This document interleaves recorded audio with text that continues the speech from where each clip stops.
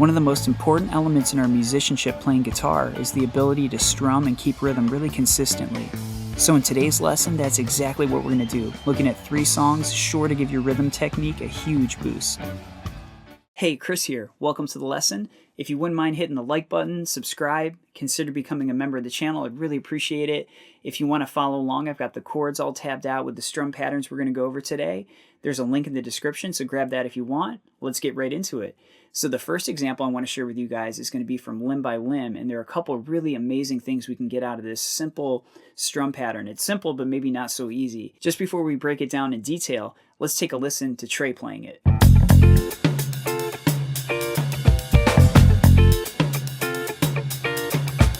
In terms of the chords we're going to use for this progression, it's really simple. We're going to play an F over A, which is just a first inversion. If you imagine like a G chord shape of an F, you just take away the pinky and it's going to be 12 of A, bar the index finger from D, going 10th fret of G, 10th fret of B, and we mute the E strings on both ends. So we get that sound. Then we're going to go to B flat over D, which is also a first inversion. This time around, we're going to mute the A string and the E string, but we play the other 4 strings. So from the D string, we go 12th fret, 10th fret of G, 11th fret of B, and then the 10th fret of high E string, although sometimes he may lift up a little bit and mute that one as well. Take it or leave it. Sometimes it's in there. Sometimes he plays with the pinky finger up on 13 of high E. So a couple really straightforward chord shapes. The strum pattern goes like this. We're going to be in 4/4, so think 1, 2, 3, 4, but he's doing triplets for every quarter note, which means we're doing 8th note triplets. So instead of just 1, 2, 3, 4, it's triplet, triplet, triplet, triplet. There's another thing to consider with this, which is the first phrase, the first triplet will start with a down. We go down, up, down, so that's triplet, which means the next triplet is going to start with an up, triplet, and the next one starts on a down. So they alternate between starting with a down, triplet, and starting with an up, triplet. And here lies the first challenge of this progression, is that for the entire first triplet, we are playing, but we're just muting all the strings. And we're going to do that with the first chord, that F over A. We go triplet, and then we press the chord down, go trip, mute, let. So that's triplet. That's actually deceptively tricky to time everything like that. In addition to that, we're muting the strings we don't want to hear. So like I said, we mute the E strings on both ends. And there's also a staccato kind of bounciness to it. If you really look closely, you'll see my fingers are kind of hopping up and down. Staccato is just when you end the chord or the note really quickly, so it has kind of a short, choppy sound to it. So again, the first triplet is muted, triplet, triplet, and then we do that again. So there's going to be 2 of those per chord. Triplet, triplet. Then, now that we've done 2 of those, we do the same thing for the B flat over D. Triplet, triplet, triplet, triplet. So it's the same pattern, just with a new chord. I think one of the keys to this one is, even though we're doing triplets, we are doing just downs and ups, and we're just kind of timing them in such a way that they come out as triplets. But just make sure you're keeping a really consistent movement there. Before even trying this with the chords, I suggest putting a metronome on. I've got one queued up at 60 beats per minute, and just try to do those triplets with those quarter beats beeping, and timing it so that one triplet starts with a down, then an up. So like this: 1, 2, ready, and triplet, triplet, triplet, triplet, triplet, triplet, triplet, triplet, triplet, triplet, triplet, triplet, triplet, triplet, triplet, triplet. Okay, but obviously we have to play the chords too, so it goes like this: 1, 2, ready, and triplet, triplet, triplet, triplet, triplet, triplet, triplet, triplet, triplet, triplet, triplet, triplet, triplet, triplet, triplet, triplet. a little faster, it'd be like this.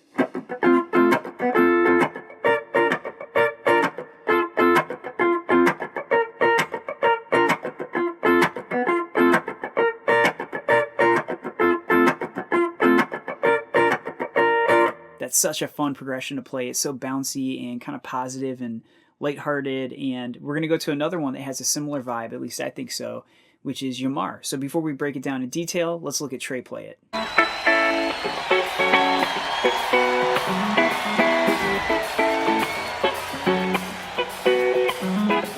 All right, let's look at what the chords are, and then we'll get into the rhythm. We're going to play this A chord. We're playing it in kind of a classic C shape.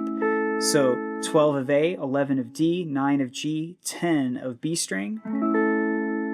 Then we go to an F sharp minor 7. Basically, we just play the exact same thing, but we bar the index. The middle finger and ring finger just stay put, so that's kind of nice. Relative major and minor.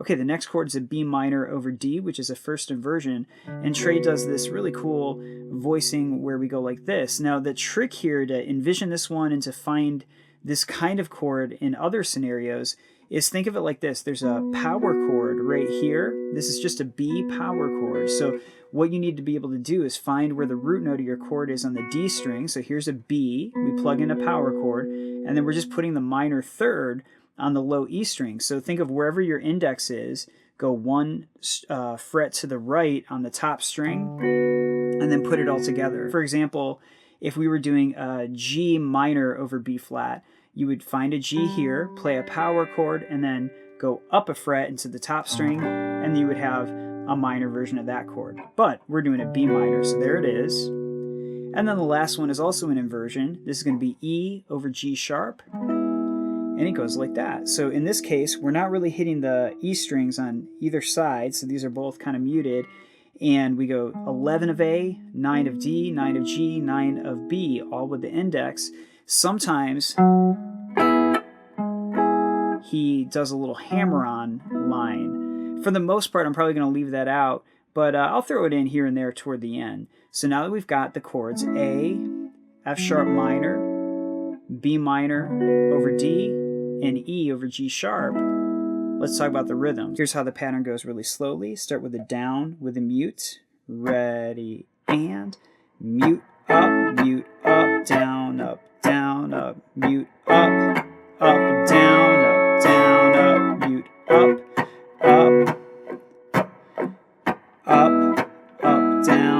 down, mute, mute, up, down, mute, up.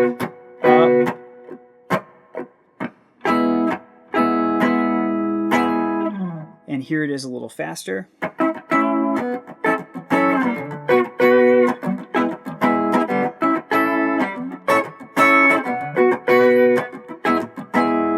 So like limb by limb, there's a lot of muting going on, not just like in terms of when we do percussive stuff, but when we're playing the chords, some of these fingers have to do double duty, like I was saying before.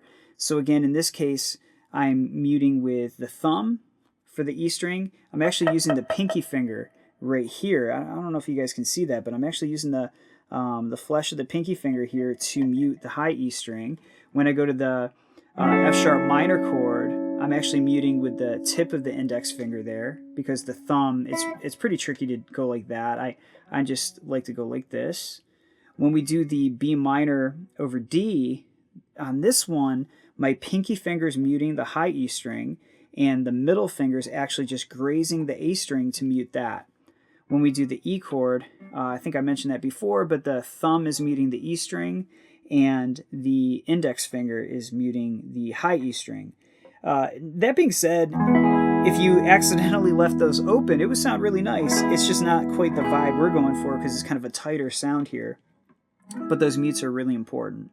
So just think of that syncopation. Before we move on to the last example, let's do a couple rounds here at 60 beats per minute, nice and slow. 1, 2, ready, and mute up, mute up, down, and mute up, mute, mute up, down, and mute up, down,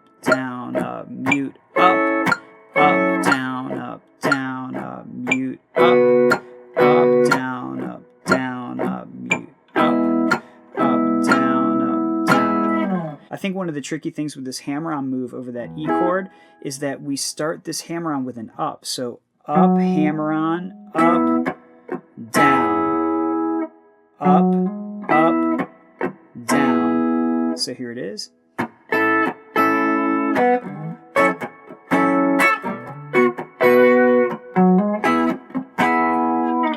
For the last example I want to share, it's a little bit different than the others. It also is going to utilize some of the things that we've gone over with muting and syncopation, but this one's going to have a little more movement to it, and it's more of a kind of strummy riff than it is just pure strumming or pure single note playing. And it's going to be the main riff from the intro of Punch You in the Eye. So let's listen to Trey play it, and then we'll get into it.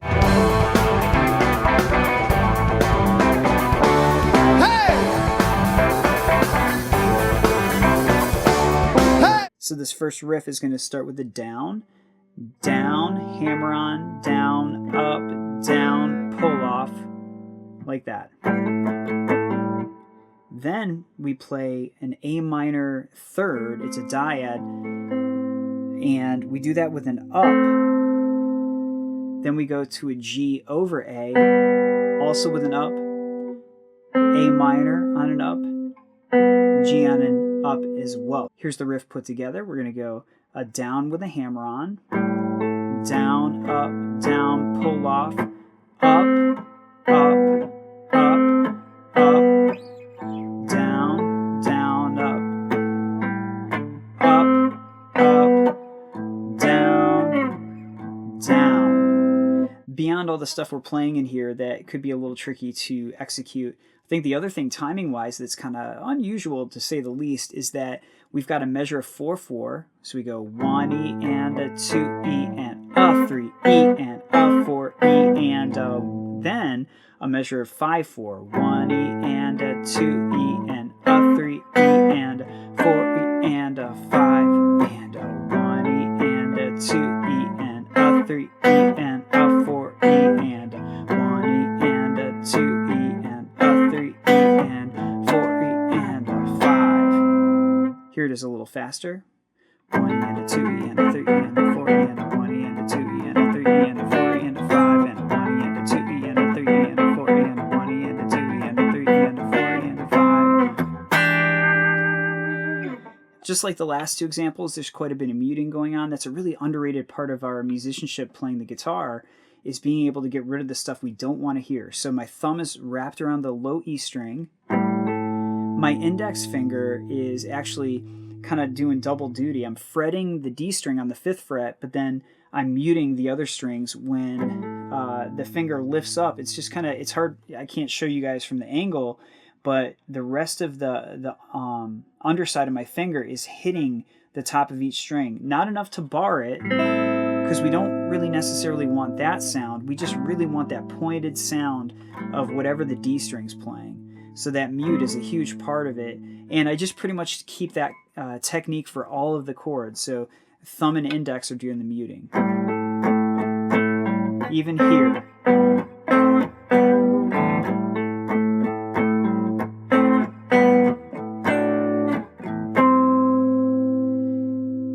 I actually didn't explain that part, but hopefully you guys saw what's going on here. We just barred the D, G, and B strings on the 7th fret, and then do the same move on the 5th fret, D, G, and B strings for that end.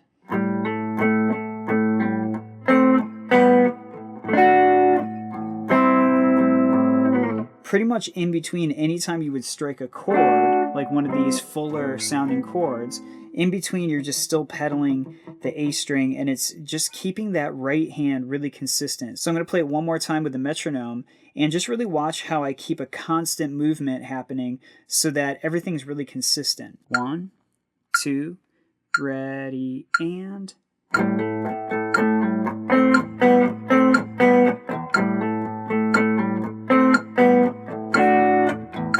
So notice how consistent the right hand is. It doesn't really change.